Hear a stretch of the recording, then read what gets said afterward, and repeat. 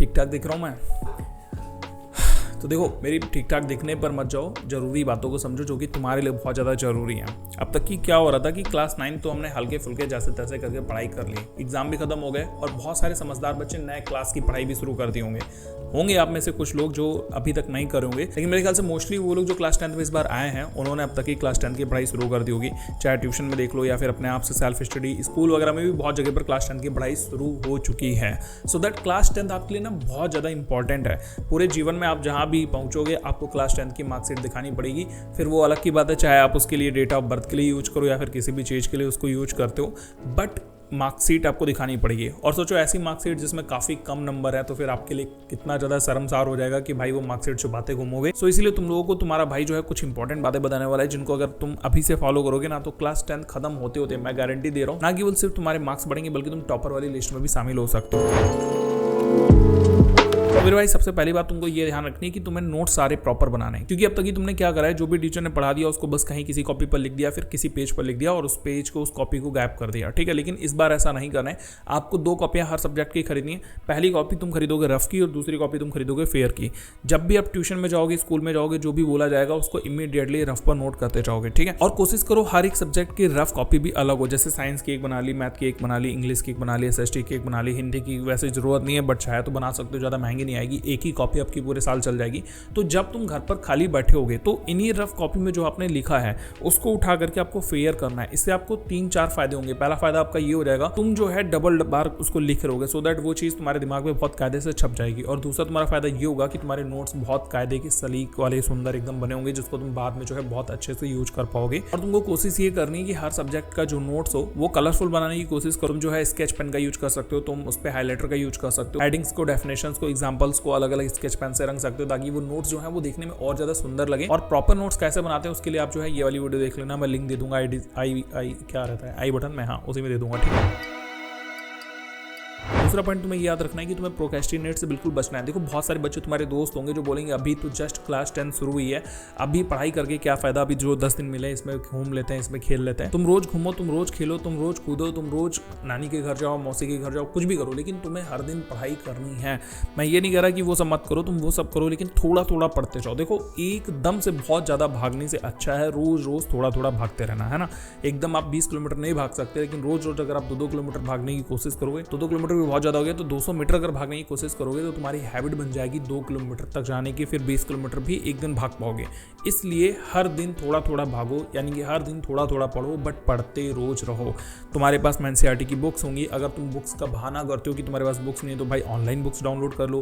तुम्हारे पास नोट्स नहीं है तो भाई साहब यूट्यूब पे चले जाओ, वहाँ पे सारे टीचर्स उन्होंने सारा का सारा सिलेबस पढ़ा रखा है, तुम वहाँ से पढ़ाई कर सकते हो। दिन मत बर्बाद करो, प्रोक्रेस्टिनेट मत करो, इसका खामियाजा तुमको पेपर के टाइम पर भुगतना पड़ जाएगा।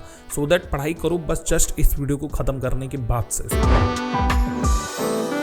अपने आप को बेटर बनाने के लिए थर्ड पॉइंट तुम्हें ये याद रखना है कि जो भी पढ़ाई करोगे उसको रोज के रोज रिवाइज करोगे। देखो, ये बात तुम्हें पता होगी कि तुमने सुबह से लेकर के शाम तक की 2 घंटे, 3 घंटे, 4 घंटे या 1 घंटा भी पढ़ लिया है, बट शाम को सोने से पहले उसका उसी दिन रिवाइज करते रहो। इससे बहुत सारे फायदे होने वाले हैं। तुम ये फायदे ना एग्जाम के टाइम पर नोटिस करोगे कि तुमने सुबह जो पढ़ा था उसको अगर शाम को रिवाइज कर लिया तो एग्जाम के टाइम पर उसको रिवाइज करने की जरूरत ही नहीं पड़ेगी और वो कॉन्सेप्ट तुम्हारे दिमाग में छप चुका होगा। तुम जब एग्जाम टाइम पर बैठोगे तब तुम इस बात को याद करोगे कि हाँ भाई, शिवम भैया ने बताया था कि उस टाइम पर जो हमने पढ़ा उसका रिविजन करा, वो आज तक मुझे दोबारा पढ़ना नहीं पड़ा और एग्जाम टाइम में तो ये मुझे अच्छे से आ रहा है, मैं इसका आंसर लिख पा रहा हूँ। सो दैट तुम जो भी सुबह से पढ़ते हो उसको शाम तक की रिवाइज करो ही करो। अब देखो, होता ये है कि सुबह मान के चलो हमने एक क्लास अटेंड करी मैथ की, ठीक है, उसमें लगा 1 घंटा, 1 घंटे में हमने लगाया 20 सवाल, वैसे 20 नहीं लगाते, 10-12 सवाल लगाते हैं, ठीक है, मैक्स 10-12 हो जाते हैं, वैसे 7-8 सवाल ही लगाते हैं ज़्यादातर ट्यूशन में, क्लासेस में, कोचिंग में। तो जब शाम को तुम सोने जा रहे हो उसका अगर रिवीजन करोगे, उसको खोल करके देखोगे, तुम्हें रिवीजन भी इस तरीके से नहीं करना है कि सेम दोबारा लगाने बैठ जाना है, तुम्हें बस उसको देखना है। जो तुमने रफ कॉपी लगाई होगी, रफ कॉपी पर सवाल लगाए, फेयर पे लगाए,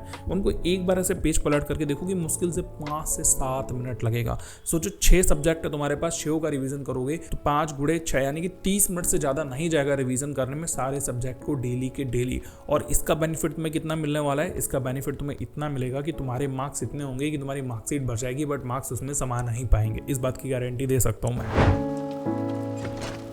मेरे ख्याल से तुम इतना सबको समझ गए होगे। अब बढ़ते हैं दोस्तों चौथे पॉइंट की तरफ में। चौथा पॉइंट हमारा अंडरस्टैंड द बेसिक। देखो बेसिक कहने का मतलब ये है कि क्लास 9th में तुम जब पढ़ रहे थे मैथ साइंस या SST वगैरह, तो तुमको बहुत सारी चीज़ें समझ में नहीं आ रही होंगी। उदाहरण के लिए अगर तुम्हारे पास में मैथ है तो मैथ में हो सकता है तुमको प्रमेय वगैरह ना समझ में आई हो सकता है तुमको थ्योरम्स नहीं समझ में आई, ठीक है, तुम्हें फॉर्मूले नहीं समझ में आया, तुम्हें A+B का होल स्क्वायर या फिर ऐसी कोई भी चीज़ 9th क्लास में समझ में नहीं आ रही थी, या 9th में वो सारे चैप्टर आप देख लो जो तुमसे नहीं लग पाए। उन सारे चैप्टर्स की लिस्ट बनाओ और जब तक तुम्हारा क्लास 10th स्टार्ट नहीं हो रहा है प्रॉपरली, तब तक कि तुम इनको फटाफट से सॉल्व कर लो, उनको सीख लो, क्योंकि अब तुम्हारे पास में मौका है। और अगर तुम ये बोल रहे हो कि बेसिक सीख करके क्या करना, तो ये बहुत बड़ी गलती है, क्योंकि आगे तुमको जो भी चीज़ लगानी है, चाहे तुम सवाल लगाओ, चाहे तुम कोई और कॉन्सेप्ट समझो, वो पीछे के सभी क्लासेस को लेकर के ही लगता है। और अगर तुम नोटिस करे होगे कि 9th में तुमसे अभी तक कुछ नहीं लग पा रहा है, तो उसके पीछे की वजह यही है कि तुम्हारा क्लास 8 में 7th में 6 में वो चीज़ें कंप्लीट नहीं हो पाई होंगी।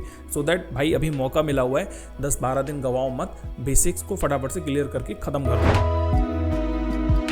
और मेरा लास्ट पॉइंट है दोस्तों तुम्हारी राइटिंग को लेकर के। देखो अगर तुम्हारी राइटिंग अभी तक की बहुत क्लियर नहीं है तो उसको फटाफट से क्लियर करने की कोशिश करो, उसको साफ लिखने की हैबिट डालो। अभी बहुत टाइम है, 10-15 दिन है, 10-15 दिन में तुम्हारी राइटिंग बहुत मक्खन जैसी करी जा सकती है। राइटिंग बेटर करने की भी मैंने टिप्स एंड ट्रिक्स बताए, आप यहाँ पर जाकर इसकी वीडियो भी देख सकते हो, डिस्क्रिप्शन में भी लिंक दे दूंगा। लेकिन शॉर्टकट में बता रहा हूँ, आप एक राइटिंग का इंस्पिरेशन लो, कोई अच्छी राइटिंग सेलेक्ट करो अपने जो तुम्हें देखने में अच्छी लग रही हो और उसके जैसी बनाने की कोशिश करो धीमे धीमे। स्टार्टिंग में धीमे धीमे लिखोगे, फिर तुम उसके हैबिटेड हो जाओगे और फिर वो राइटिंग जो है तुम्हारे हाथों में सेट हो जाएगी। तो इस तरीके से तुम अपनी राइटिंग को भी फटाफट से सुधार सकते हो। ये जो बचे हुए दिन हैं इसमें आप इनका फायदा उठा सकते हो। जितना जल्दी तुम हो सके इन सारी बातों पर ध्यान देना शुरू कर दो, फिर तुम रिजल्ट के टाइम पर आकर के मुझे इसी वीडियो के कमेंट बॉक्स में बताओगे कि हाँ शुभम भैया मैंने आपकी बातें मान ली थी और आज जो है मेरे इतने अच्छे नंबर आए, जबकि 9th क्लास में मेरे सिर्फ उतने नंबर आए थे। ये तो बस शुरुआत है क्लास 10 की, जहां पर मैंने आपको कुछ टिप्स दी हैं जो कि क्लास 10 की स्टडी को स्टार्ट करने से पहले ही तुम्हें ध्यान रखना है। बाकी ऐसी क्लास 10 की स्टडी के दौरान मैं आपको हर जगह पर गाइड करते रहूंगा, सो दैट आप जो है मेरे इस चैनल को फुल ऑन गाइड को सब्सक्राइब कर लो, ताकि आपका क्लास 10 जो है वो बहुत बेटर मक्खन की तरीके से जाए और आपको कोई भी परेशानी ना हो। और हम लोग सबसे ज्यादा इस बात पर फोकस करेंगे कि हम कम से कम पढ़ाई करके ज्यादा से ज्यादा नंबर कैसे ला सकते हैं। सो इस चैनल को सब्सक्राइब करना मत भूलना।